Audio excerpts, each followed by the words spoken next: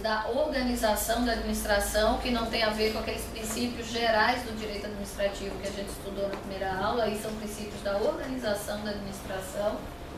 E a gente falou da subordinação, delegação, subordinação, vinculação, hierarquia interna e hierarquia externa, como um dos critérios do próprio princípio hierárquico. Depois a gente começa a falar da desconcentração, e eu dei para vocês o exemplo da água por sal. Como é que a gente desconcentra uma solução de água por sal? Põe água, ela fica com mais volume, mas ela não deixa de ser água por sal. Então seria pegar os órgãos da administração direta e aumentar esses órgãos e distribuir atividades, que não se confunde com descentralização. Porque quando eu falo em descentralização, eu estou falando que parte daquelas atribuições sai da administração direta e vai para outra coisa. Que hoje a gente vai estudar essa outra coisa, que é a própria administração indireta em algumas situações no particular. Então, o que vai diferenciar a desconcentração da descentralização é que na primeira permanece dentro da própria administração direta, só que com órgãos com atribuições bem claras, bem distintas e bem separadas. E na descentralização, a gente retira da administração direta e vai passar para outros órgãos públicos ou eventualmente privados. Tá? O princípio da delegação a gente viu que decorre do princípio hierárquico. Quem tem o poder, e se a lei assim permite e prevê, pode delegar parte das suas competências para um outro órgão, né, da administração pública. Aí eu dei o exemplo, eu lá no DRH, eu posso assinar determinados atos que em tese são do reitor, mas existe uma portaria de delegação que fala que o diretor de recursos humanos deve, né, ou tem atribuições para tais atos. Quer dizer que houve aí uma delegação de competência, que pode ser avocada a qualquer tempo, porque a competência original não é minha.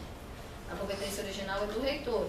Isso acontece também no governo federal, no governo estadual e no governo municipal. Tá? Quem delega, avoca. Quem tem poder de delegar, porque a lei permitiu, tem poder de avocar, ou seja, chamar para si. Tá bom? Desburocratização, um dos grandes princípios. A gente tem aqui as fases da desburocratização da administração pública brasileira. Começou em 79 com o chamado Programa Nacional de Desburocratização, mas ele tem várias versões aí que vem se repetindo. A última foi de 2015, logo no início desse segundo mandato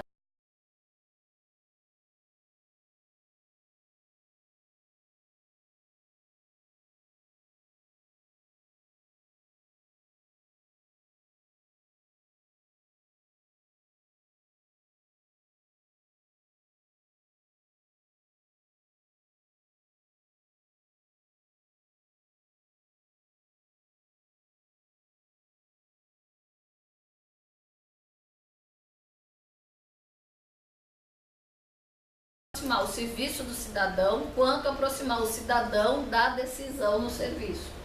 São duas coisas.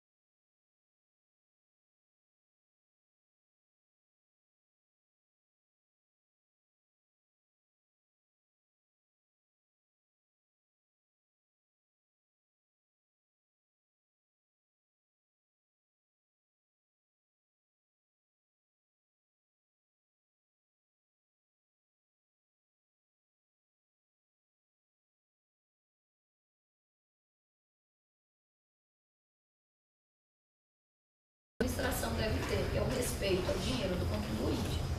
Sem planejamento, por mais que eu tenha boa vontade, eu gastarei mal. E eu não estou falando de corrupção. Eu estou falando de gente de boa vontade, que trabalha querendo fazer o melhor e gasta mal. Considerando que demandas são infinitas e que recursos são escassos, o planejamento é o início para que comece a dar certo, né? Então ele abrange uma gama de decisões, tais como firmar objetivos, políticas, traçar programas, fazer diagnóstico, estabelecer métodos e procedimentos específicos, além de fixar a programação. Atende aos ditames da Lei 4.064 e da Lei de Responsabilidade Fiscal. Além disso, a própria Constituição, por várias vezes, determinou que o Estado planejasse em diversas situações, não é uma vez só. Não é só quando se refere às leis orçamentárias, mas quando ele se refere, por exemplo, à obrigatoriedade do planejamento do Plano Anual de Educação, quando ele se refere ao planejamento do Plano Nacional, anual não, Nacional de Educação, Nacional de Saúde, que foram 2 que ele obrigou que tivesse no mínimo 10 anos. Fora todos os outros planejamentos que são obrigados na Lei 4.320, quando a gente fala do orçamento programa. Quem daqui da turma já cursou Direito Financeiro? Quando vocês estudarem Direito Financeiro, vocês vão ver que um dos princípios do Direito Financeiro é o princípio do orçamento-programa. Na verdade, a peça orçamentária, que é uma lei, né? São 3 leis, a Lei de Diretrizes Orçamentárias, o Plano Plurianual e a Lei Orçamentária Anual, ela é um instrumento de planejamento. Nela deve estar lá todas as previsões financeiras de um planejamento político e técnico que é prévio, né? Que é o chamado orçamento-programa. Além disso, atua a favor da qualidade do serviço prestado e do gasto público. No meu entender, é o mais importante depois do princípio da legalidade. O princípio da coordenação, ele está lá no decreto 200, aquele decreto que eu falei que vocês têm de ler, né? Aquela leitura rápida antes de começar a estudar administração pública, tem de ler ele todinho. Vocês vão ver que grande parte do que está nos livros já está ali no decreto. E ele fala lá no artigo 8º, as atividades da administração federal, especialmente a execução dos planos e programas de governo, serão objeto de permanente coordenação. A coordenação será exercida em todos os níveis da administração, ou seja, administração direta, administração indireta, mediante a atuação das chefias individuais, a realização sistemática de reuniões com a participação das chefias subordinadas e a instituição e funcionamento de comissões de coordenação em cada nível administrativo. No nível superior da administração federal, a coordenação será assegurada através de reuniões no Ministério, reuniões de ministros de Estado, responsáveis por áreas afins, a atribuição de incumbência coordenada a um dos ministros de Estado. Quando submetidos ao Presidente da República, os assuntos deverão ter sido previamente coordenados em todos os setores neles interessados. É a ideia do trabalho em conjunto que vem desde o órgão menor até chegar ao Presidente da República. Então, esse artigo é um artigo muito interessante, porque quando a gente pensa em teoria da administração pública, esse artigo já demonstra, embora seja um decreto-lei da década de 60, já demonstra a necessidade da administração participativa, em que os núcleos técnicos decidem de forma conjunta. É um pouco da ideia de liderança e não de chefia. A coordenação ela tem muito a ver com liderança dos processos, e não necessariamente com hierarquia, chefia, eu mando, você obedece, eu instruo, você cumpre. O princípio da coordenação, ele tem a finalidade de evitar duplicidade de atuação e dispersão de recursos, além de divergência de solução e outros males da burocracia. Os órgãos têm de conversar. Muitas vezes um pedaço da solução de um problema está num órgão, outro pedaço está no outro pedaço está no outro. Então aquela coisa funciona muito bem quando você faz grupos de trabalho que envolvem todos os órgãos, do que cada órgão funcionar sozinho, né? Que é a replicação do trabalho e eventualmente decisões divergentes. A cooperação e colaboração entre órgãos e entidades públicas e entre essas e outras entidades públicas. Então aqui tanto a cooperação é a colaboração. Você colabora entre órgãos, entidades e pessoas da administração pública. O princípio da cooperação ocorre ocorre dentro da administração pública. Se ocorrer fora, é colaboração, que ocorre por meio de parcerias. Aí uma separação que eles usam terminologia, que você usa, vamos dizer, se você quiser usar estrito sensu, quando é dentro da administração, você usa a expressão cooperação. Quando é fora da administração, ou seja, o particular também está envolvido, você usa a expressão colaboração. Princípio do controle. A partir de um planejamento pré-estabelecido, metas a serem alcançadas e cânon de comparação. Além disso, advém do efeito do poder hierárquico. O princípio de controle, vocês viram, é dentre aquelas 5 atividades que eu falei que é administrar, que começa com planejar, termina com controle. Muitas vezes a administração, os órgãos, eles trabalham no dia a dia como se fossem órgãos permanentes de controle do cidadão, de processos, de serviços, e não necessariamente o órgão em que o controle ele é no final. E para que você controla? É por controlar? Não, você controla para melhorar processos, para ver qual é o problema que tem na qualidade do serviço, para ver qual é o problema que tem eventualmente de treinamento dos recursos humanos da administração pública, para ver eventualmente se está acontecendo ilícito, como no caso da corrupção, ou no caso de outros crimes que podem ser cometidos pelo agente público. Tá? E ele basicamente, ele vai partir do planejamento pré-estabelecido, das metas pré-estabelecidas. Quem planeja, coloca metas, né? Não existe planejamento sem meta. Não existe meta a ser alcançada sem cânon. O que é o cânon? Comparação. Ah, eu quero acabar com o analfabetismo no Brasil. Muito bem, vamos acabar com o analfabetismo no Brasil, mas eu consigo fazer isso nos próximos 4 anos, na hora que eu entro na presidência da República ou na prefeitura? Óbvio que em 4 anos você não acaba com o analfabetismo. Mas o que é que será feito em 4 anos? Isso é a meta. E qual que é o cânon? Qual que é a comparação? Eu vou comparar com a média do Brasil, eu vou comparar com a média OCDE, eu vou comparar com a média recomendada pela ONU, eu vou comparar com o BRICS, que são países com desenvolvimento econômico equivalente ao Brasil, eu vou comparar, vou pegar minha comparação vai ser Coreia, né? Quem me dera que a educação da gente, a comparação fosse a Coreia. Né? Eu vou comparar com a Coreia, quais são os índices anuais que eles conseguem de avanço. Esse é o cânon. Sem isso, como é que você controla? Se você não tem um planejamento, uma meta a ser alcançada, aí você vai controlar só com base na lei, né? Vai ler a Constituição e vai dizer assim, vamos controlar a saúde no Brasil. Né? Aí está lá na Constituição. Saúde é dever do Estado, dever do Estado, direito do cidadão. É com esse artigo que você vai controlar? Esse artigo é um artigo programático, ele estabeleceu o direito, mas ele deu os parâmetros de comparação? Não. Quando a gente começa a comparar em cima de leis gerais, vagas e sem critérios, é um tipo de controle que é mal feito e é aleatório. O próprio controle tem que ser eficiente para que faça sentido ele existir. Tá? Então não é o controle porque tem de ter controle, é o controle visando a melhoria da administração. Princípio da competência. O que é competência em administração pública? Né? Se eu olho para o servidor público, eu falo, seu incompetente. Né? O que é ser incompetente tecnicamente na administração pública? Não é isso que você pensou com raiva na hora que você foi lá e teve o serviço mal prestado.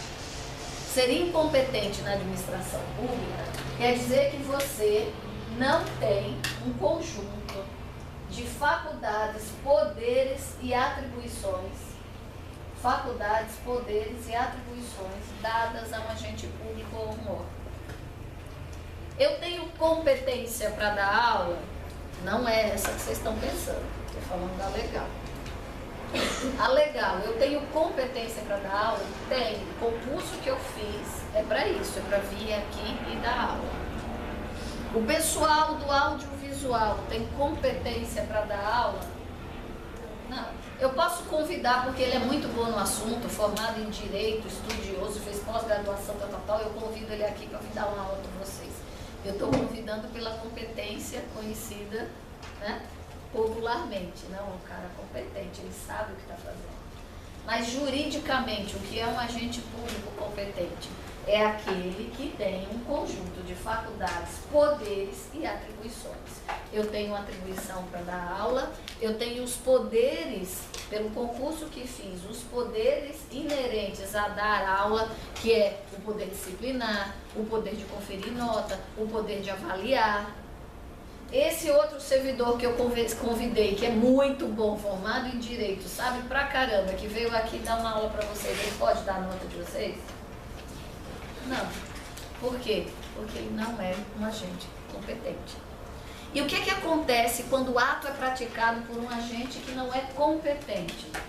O ato é nulo. O ato é nulo de pleno direito, porque ele não tinha um conjunto de faculdades, poderes e atribuições. Isso é que acontece quando o ato é praticado por um agente que não tinha competência. Nós dois somos servidores públicos, mas temos competências distintas. E o que afere a competência? Ou o concurso, ou o próprio cargo ou função que ele ocupa. Suponha que eu sou uma comissionada. Sou professora da USP, especializada em biologia molecular. E aí o governo do estado de São Paulo abre um laboratório lá para pesquisa da fosfoetanolamina, né? Para ver se aquele negócio funciona ou não funciona. Precisa de um biólogo molecular na equipe. E aí o governo do estado me avoca para que eu trabalhe naquele laboratório do governo do estado. E ele me comissiona, ele pode fazer de duas formas. Ou ele me toma emprestado da universidade, porque está dentro da mesma estrutura de Estado, ou suponha que eu não fosse da mesma estrutura do Estado, eu desse aula na Federal da Bahia. Mas sou especialista e o laboratório do Estado de São Paulo quer que eu vá para compor aquele campo de pesquisa. Ele pode me comissionar. Vocês têm essa ideia da diferença de um servidor e de um comissionado?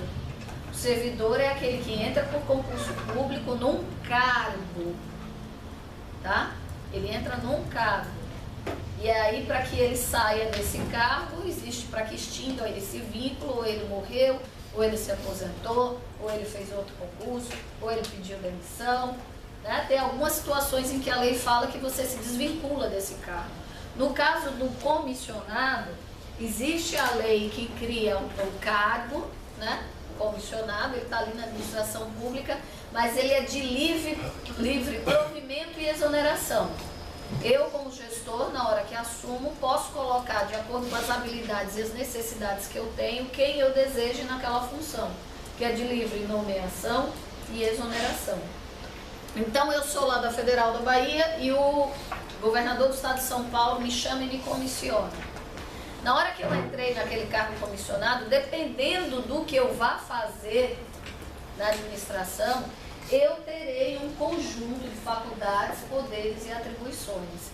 Nesse caso que eu te falei, as faculdades, poderes e atribuições estão ligadas à pesquisa, porque a motivação do meu ato, do meu comissionamento era essa.